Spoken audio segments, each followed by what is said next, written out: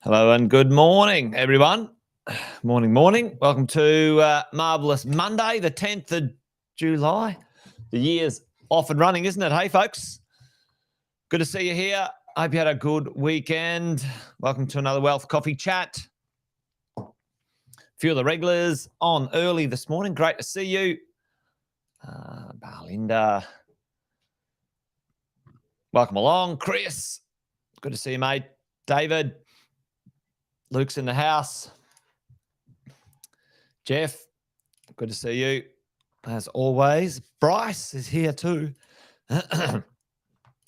Mary Rose, good to have you on. And Mick, good morning, mate. Great to see you, folks.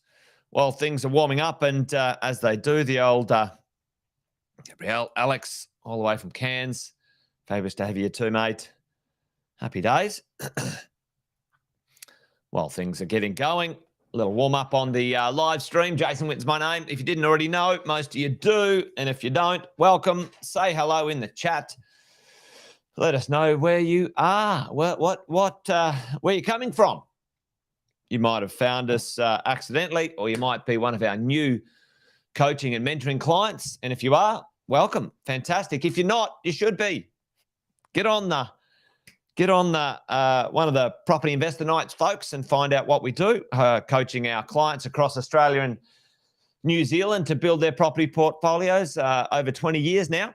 And along the way, done a few deals, over 10,000. Matter of fact, 10,000.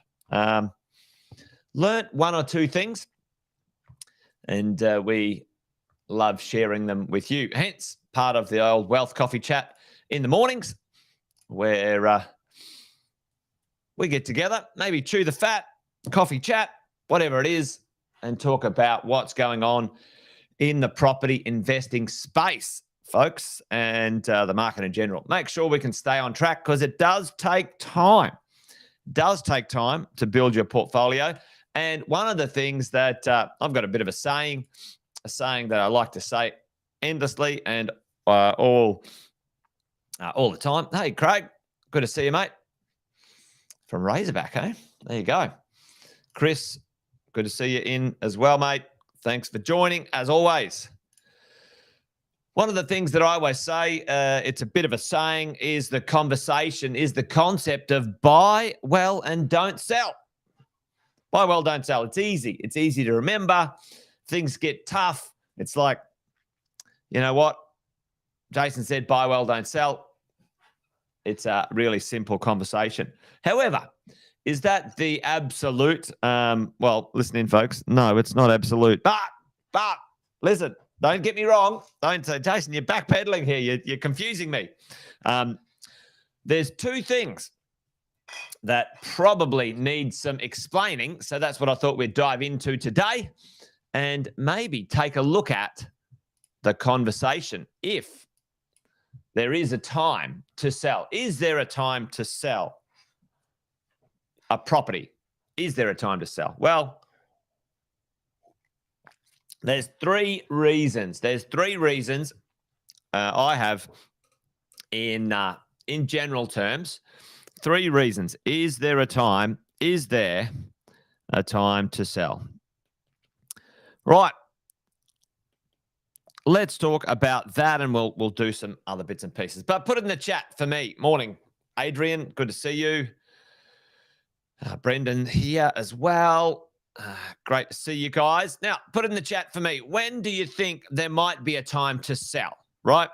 I like the idea of making life far simpler than the confusion out there. Is there a time to sell? Is there a time to sell your properties? And, you know, the answer is there can be. And sometimes, okay. when you're reaching retirement and looking to transfer wealth to super. So that's absolutely 100%, Chris. And I call that a strategic strategic. Is that how you spell it? I think there's an E in there somewhere. Strategic reason to sell. There's a strategic reason to sell your property because it transfers the wealth from one section to another. And the tax treatment, the tax over here might be, let's call it, 30%. And the tax over here is 0%. Now, that makes a very, very, very smart idea worth doing. Okay, worth doing, folks. Absolutely. So, perfect. Luke and Chris are on it, right? The idea that at some point, moving your wealth from one location to another location strategically and smart, in essence, is a very good idea. Very smart reason to do that. Okay, number one reason in my book is that you didn't buy well. Okay, you didn't buy well. Sometimes, folks, you may have purchased a property that's a dud. Just didn't do what you thought it was going to do. Something happened. Maybe you purchased it, because of a budgetary constraint. It was a good cheapie to begin with, but it really doesn't have any long-term legs. Maybe the location was fine, and then something happened. They put a freeway right next door, and then its appeal has reduced. Maybe you bought a quite an old property to begin with. You bought a secondhand property. Nothing wrong with secondhand properties. You just got to know what the pros and cons of the differences are. And maybe you bought that property and it hasn't done anything. It's done nothing, or it's gone down, or it's only gone up a little bit and it's not enough. You didn't buy well, right? At all. And the next one is very similar to Belinda saying here, redevelop to generate funds for the next step, right? So I call this the migration of money, okay? Migration of money. And let's go through a few of those things. Let's go through a couple of things. The strategic reasons well, let's just have a go. If we got time, we might have a look at all of them. All right. So the didn't buy well, I think that one's pretty self-explanatory. If your property here is not heading in a trajectory like so it's not growing and in capital growth, capital value, and also rental value. If it's not growing in both of those, then you might need to reconsider that property, right? Now, it doesn't mean you have to sell it. What's something you can do to a property, an existing property that you have, maybe to snazz it up? Well, the first thing with an existing property, consider the highest and best use of the property that you have, right? Because buying and selling, folks, if you sold your property, well, for most of us, if we didn't buy it, with an exit in mind, a sale in mind, what happens? If you sell a property, and that's why I'm always like, listen, only sell if you absolutely have to. What happens? Well, you have to pay, some capital gains tax, and then depending on how long you've owned that property, the in cost, which is your stamp duty and other costs along the way, might be pretty significant. RP Data released some statistics. The average person, the average investor sells a property 6.1 years and loses money. Why? Well, they didn't understand what they should buy, where they should buy it, and how long they should own it. They run out of gusto. But listen, at the end of the day, can you renovate that property to get it up to speed? Can you renovate the property to improve its capacity to continue to keep up with the market into the future? Yep, dead right, Tim. Dead right.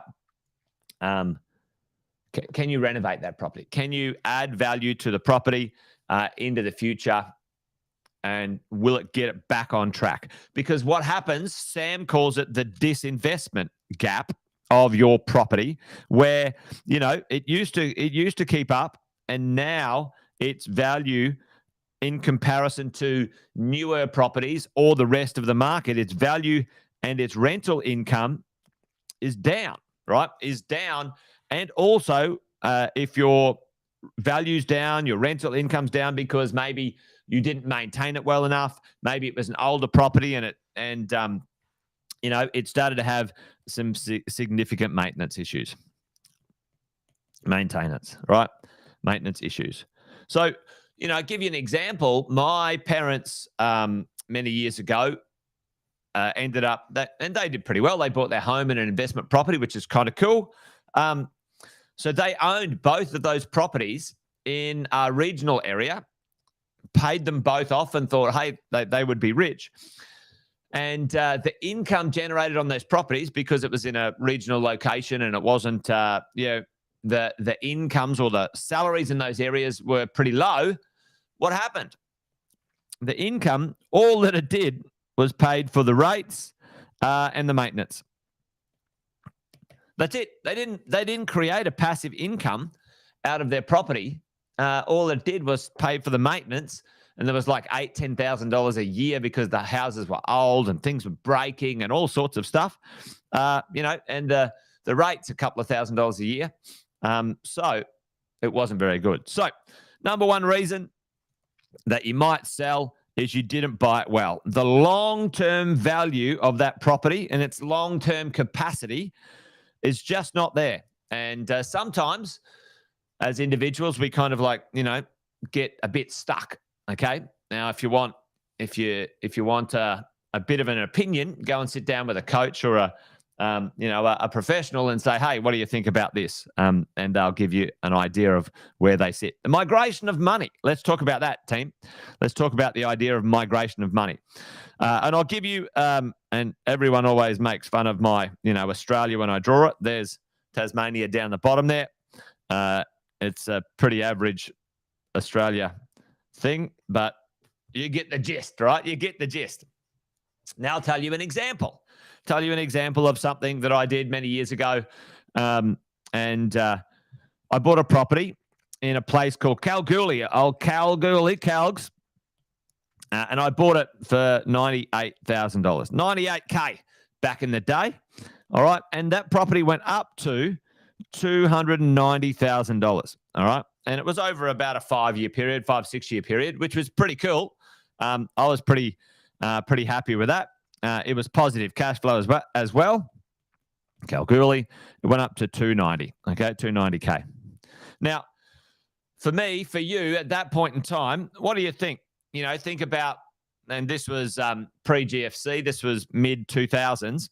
My question to myself, folks, was, and tell me in the chat, do you reckon, all right, you reckon a 3-bedroom townhouse in Kalgoorlie, 3-bedroom townhouse in Kalgoorlie, is going to go from $300,000 to $600,000, or maybe even more. Okay, maybe even more. Question mark, right? And this was driven along by the mining boom. But right now, Chris is going to be there. Yeah, I was there the other week, Chris, actually. I went and visited all the properties that I'd purchased in Kalgoorlie. It was funny. I don't own them anymore, by the way, folks. Yeah, and Tim's going, no. But it doesn't make any sense. There's a small town with a very small population, which is transitory. It's driven by mining. And Luke's, maybe over 30 years, but, it's a stretch. So what did I do? This was the migration of money. I sold that property for a good profit, folks. And I moved that property over here to Queensland, and I bought a 3-bedroom apartment for $390K, $390K with water views right on the water. It's never to be built out. A water view never to be built out. So what do you reckon? And you got to say something like compared to what? Compared to, to what? Okay. So for the same money, for using the same money, the same equity, the same cash, I increased my borrowing a small amount. I bought myself a 3-bedroom, 2-bathroom, double garage right on the waterfront in Queensland. Happy days. Happy days. And today that property is worth $950K. Now, it is in an older building, and if it was in a newer building, it'd probably be worth a little bit more. But I'm pretty happy with that. And now I ask you, do you think that Kalgoorlie would have ever got to $950K, folks? Do you think Kalgoorlie would have ever gotten to $950,000? Now, and beyond, by the way, because now as part of the Body Corporate, we've spent, we're putting in a heap of money and renovating the outside of the building because it's in this prime location. So there you go. Anyway, so that's the idea of migration of your money. All right, migration of your money. Often the properties we first purchase, especially if you're not getting any coaching or mentoring, often the first properties we buy, usually kind of a bit of a dip in the, like dipping our toe into it, folks. All right. So that conversation as we go along. And, the idea that the migration of your money is what type of location would I like my money in? What type of property, what type of location would I like my property in for the long term when I get to, this stage here? Now, you guys have seen this, quite a lot of times, the acquisition, the consolidation, the lifestyle phase, as your property's values go up and your debts go down, at this section here, this consolidation phase is often a time where you consider such things as, I've got a property, and maybe it's done something nice, and like Chris and Luke are talking about, this is, this is a time potentially where not only the location, like physical location, I moved it from Kalgoorlie to the Gold Coast, basically. So I moved my property's location from Kalgoorlie to the Gold Coast. But what Luke and Chris are talking about is moving the ownership, the tax treatment of a piece of real estate or your money and wealth from one location, one ownership structure to another.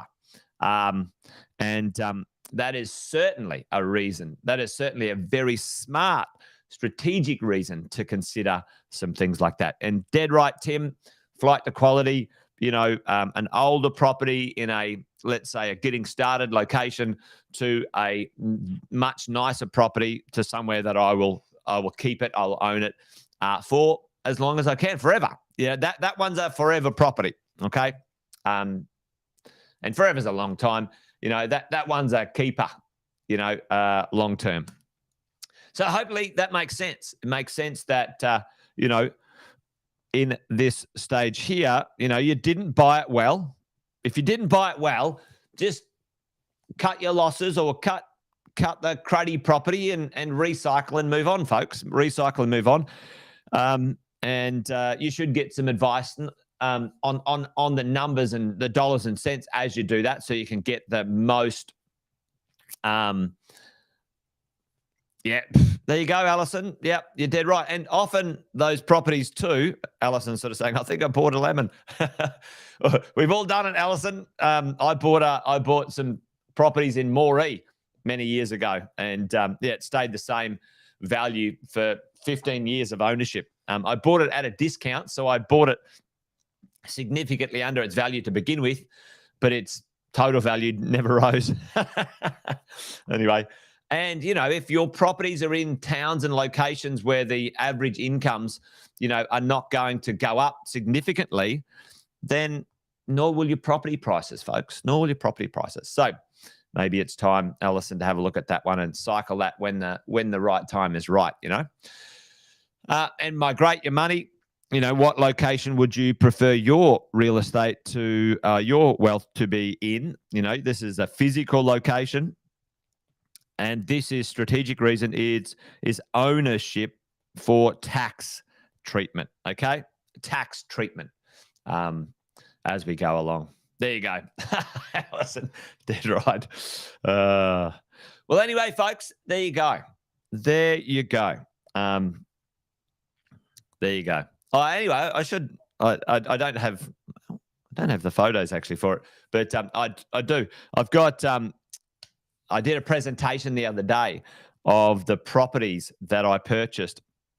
A property that I purchased many years ago. This buy well, don't sell idea. Let me see if I can find it for 30 seconds.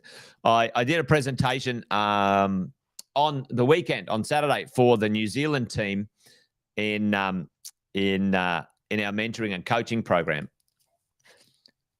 And I showed a property that I purchased many years ago. When I first started out, let me see if I can do this. When I first started out,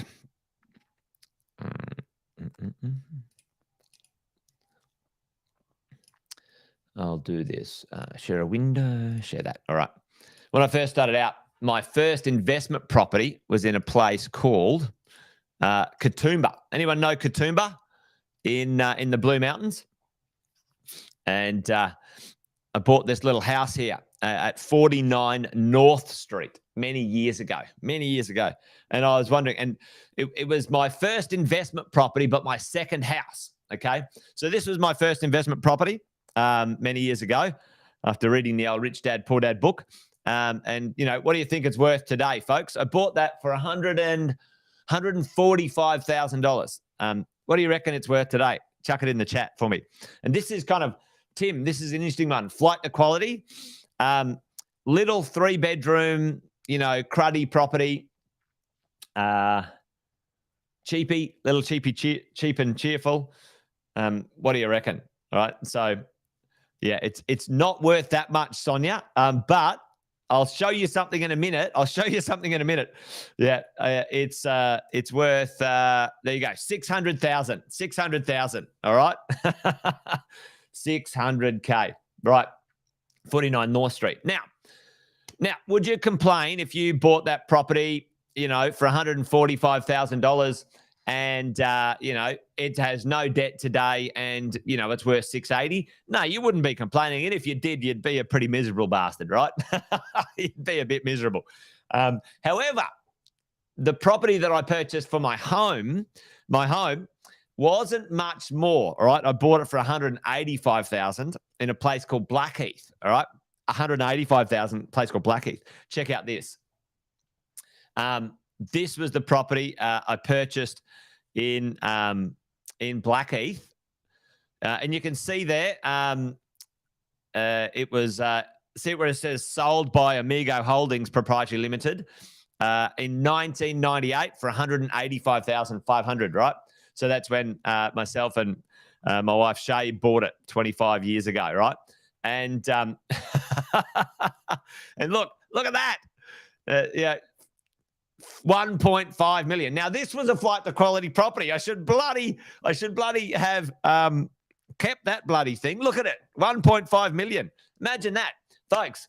And there's the difference. The price difference was, I bought one for 140 and one for 180, 40 grand, nothing in comparison to the money you put in, probably 5 grand extra, right? But this is flight to quality. Imagine owning this one. This one is one I should never have sold. I can tell you that. Anyway, there you go, folks. Interesting times when you go back and have a look at the things that you should have done and could have done. One of them, so. The other one, absolute bloody keeper. But along the way, my lessons, I get to share them with you guys so you don't have to make those mistakes. Hey, there you go.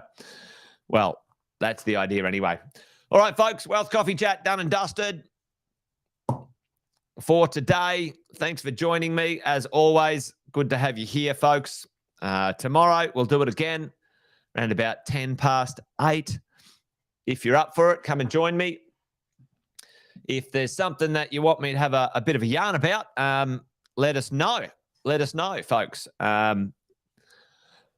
Yeah, I think you're dead right, Chris. Everyone's probably got one of those stories, haven't we? We've all got one or two of the old one that got away, right? The one that got away. Anyway, there you go. Anyway, let me know in the chat if there's something that's on your mind. I'm always happy to chat about something or offer my thoughts and experienced opinions on any subject when it comes to the property investing world. All right, folks, that's it. Wealth Coffee Chat done and dusted. You guys be awesome and well. See you tomorrow. Till then, take care. Remember, buy well, strategically sell. And if you didn't buy well, get rid of that lemon and move on. It's longer though, isn't it? Buy well, don't sell is better. Anyway, there you go. Thanks, folks. I'm just rabbiting on now. See ya. See you tomorrow. Bye-bye.